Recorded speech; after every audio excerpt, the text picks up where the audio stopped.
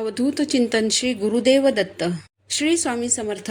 तुम्हा सगळ्यांचं श्री स्वामी समर्थ कृपा या माझ्या मराठी यूट्यूब चॅनलवर मनापासून खूप खूप स्वागत. चैत्र प्रतिपदा म्हणजे गुढीपाडवा हा मराठी वर्षातला सर्वात पहिला सण असतो. त्यामुळे एकदा का होळी संपली की लक्ष लागते ते गुढीपाडव्याकडे. पंचांगानुसार गुढीपाडव्यापासून मराठी नवीन वर्षाला सुरुवात होते. यंदा 30 मार्च 2025 रोजी रविवारी गुढीपाडवा आलेला आहे. तर मराठी नवीन वर्षाच्या पहिल्याच दिवशी म्हणजेच गुढीपाडव्याच्या दिवशी आपण आपल्या घरात धनधान्य समृद्धीकारक असा जो एक उपाय, एक तोडगा असतो तो करत असतो. तर धनधान्य समृद्धीकारक पोटली बनवण्याबाबतची माहितीच मी आज तुम्हाला या व्हिडिओमध्ये देणार आहे. व्हिडिओ शेवटपर्यंत पहा. चॅनलवर नवीन असाल तर चॅनलला सबस्क्राईब करा. बघा, गुढीपाडव्याच्या दिवशी आपल्याला 2 पोटली बनवायच्या असतात. एक लाल रंगाच्या कापडाची आणि दुसरी पिवळ्या रंगाच्या कापडाची. अशा 2 पोटली आपल्याला बनवायच्या असतात. हा उपाय जर आपण वर्षाच्या सुरुवातीलाच केला तर वर्षभर आपल्या घरात धनधान्याची कमी होत नाही. याचबरोबर ज्या काही आपल्याला अडचणी येणार असतील, जी संकटं आपल्यावर येणार असतील, त्यापासून देखील आपलं रक्षण होतं. हा उपाय आपल्याला गुढीपाडव्याच्या दिवशी सकाळीच स्नान झाल्यानंतर लगेचच करायचा आहे. उशिरात उशिरा म्हणजे 12 वाजायच्या आत आपल्याला हा उपाय करायचा आहे. तुम्ही जर भाड्याच्या घरात राहत असाल तरी देखील हा उपाय तुम्हाला करायचाच आहे. हा उपाय आपल्याला गुढीपाडव्याच्याच दिवशी करायचा असतो. जर कुणाला मासिक धर्म अडचण असेल, सुतक असेल किंवा विटाळ असेल, हा उपाय पाडव्याच्या दिवशी करणं शक्यच नसेल तर त्यांनी हा उपाय कोणत्याही बुधवारी केला तरी चालेल. स्त्री पुरुष कुणीही हा उपाय करू शकतात. गुढीपाडव्याचा हा जो तोडगा आहे हा आपल्या केंद्रातलाच आहे. हा तोडगा जर आपण आपल्या केंद्रातून घेतला तर यासाठी ज्या वस्तू लागतात त्या सर्व वस्तू आपल्याला केंद्रातून पॅक करूनच मिळतात. त्यामुळे तुम्ही तुमच्या जवळपास जे केंद्र असेल त्या केंद्रात जा. केंद्रामध्ये तुम्हाला व्यवस्थित पॅक केलेला तयार तोडगा मिळेल. त्यासोबत एक चिठ्ठी देखील असते. तोडगा घरी आणल्यानंतर काय पूजा करायची, कशी पूजा करायची हे त्या चिठ्ठीमध्ये लिहिलेलं असतं. हा तोडगा तुम्हाला साधारण 50 रुपयामध्ये वगैरे केंद्रामध्ये मिळून जाईल.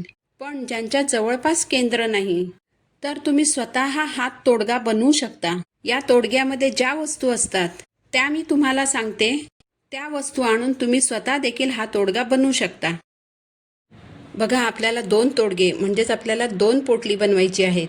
एक लाल रंगाच्या कापडाची आणि दुसरी पिवळ्या रंगाच्या कापडाची बनवायची आहे. आता लाल रंगाचा तोडगा जो आहे तो आपल्याला का बनवायचा आहे ते सांगते. कोणत्याही प्रकारची बाधा आपल्या घराला, आपल्या घरातील गोष्टींना किंवा आपल्याला झाली असेल तर ती निघून जाण्यासाठी आणि कोणत्याही करणी बाधेचा, वाईट नजरांचा परिणाम आपल्या घरातील लोकांवर होऊ नये यासाठी वर्षाच्या सुरुवातीलाच म्हणजेच पाडव्याच्या दिवशी ही लाल रंगाची पोटली आपल्याला मुख्य दरवाजाच्या आतल्या बाजूने लावायची आहे. आता हा जो लाल रंगाचा तोडगा असतो त्यामध्ये कोणकोणत्या वस्तू असतात हे मी तुम्हाला सांगते. जर तुम्ही केंद्रामधून लाल रंगाचा तयार तोडगा घेतला तर त्यासोबत एक चिठ्ठी असते आणि या लाल रंगाच्या तोडग्यामध्ये कोणकोणत्या वस्तू आहेत हे त्या चिठ्ठीवर लिहिलेलं असतं. तर लाल रंगाचा जो तोडगा असतो त्यामध्ये काय असतं तर त्यामध्ये 3 इंच वडाची मुळी आणि रंगारी हिरडा असतो. 3 इंच वडाच्या झाडाची मुळी ही तर तुम्हाला मिळेलच आणि रंगारी हिरडा जो आहे तो तुम्हाला जिथे आयुर्वेदिक औषधं मिळतात किंवा ज्या दुकानात आयुर्वेदिक वस्तू मिळतात त्या दुकानात तुम्हाला रंगारी हिरडा मिळून जाईल. तर या 2 वस्तू तुम्ही एका लाल रंगाच्या कापडामध्ये बांधा. हा झाला लाल रंगाच्या कापडाचा तोडगा. आता याचं काय करायचं तर हा तोडगा उजव्या हातात घ्यायचा. एक माळ श्री स्वामी समर्थ या मंत्राचा जप करायचा. यावर हळद कुंकू अक्षता अर्पण करायच्या आणि प्रार्थना करायची की माझे आणि माझ्या परिवारातील सर्व सदस्यांचे आजारपण, करणी बाधा, वाईट नजरा यापासून संरक्षण करावे अशी आपल्या कुलदेवीला, आपल्या स्वामी महाराजांना प्रार्थना करायची आहे.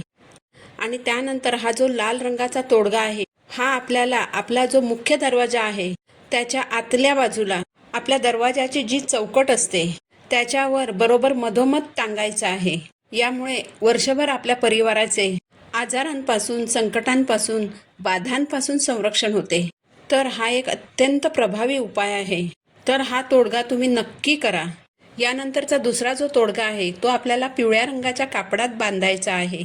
आता पिवळ्या रंगाच्या कापडामध्ये कोणकोणत्या वस्तू आपल्याला बांधायच्या आहेत ते मी तुम्हाला सांगते. पहिली वस्तू जी आहे ती म्हणजे तांब्याची पावलं आणि तांब्याची नाणी.